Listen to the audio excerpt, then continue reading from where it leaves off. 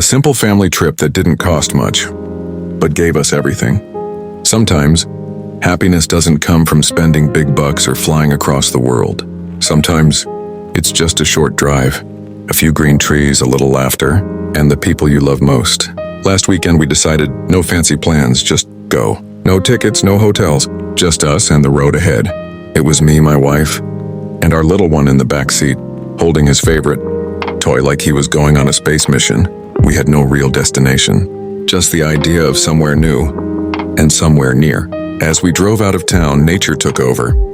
The road was surrounded by endless green, trees lining both sides like a guard of honor. My wife opened the window. The breeze smelled like earth after rain. She smiled.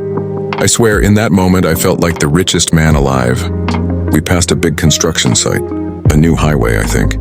Heavy machines, big trucks, all working hard. Our son stared out the window, wide-eyed. "Wow," he whispered.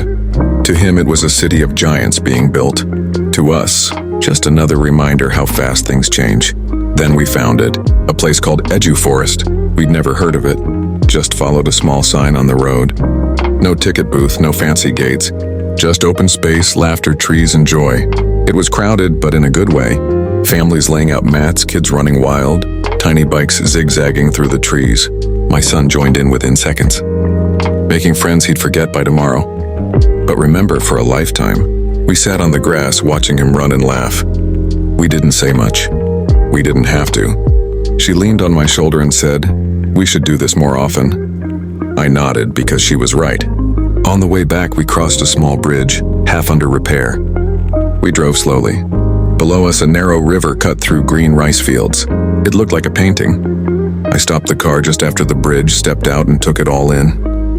Even our son stayed quiet for once, just staring, the wind gently ruffling his hair. As the sun began to dip, we made our way home. My son fell asleep halfway, his face smudged with ice cream. My wife looked out the window, humming to a song only she could hear.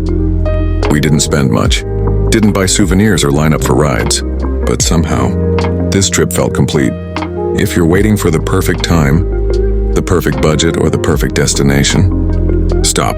Just go. Take that little road trip. Chase the green. Chase the smiles. Because in the end, it's not where you go, it's who you go with.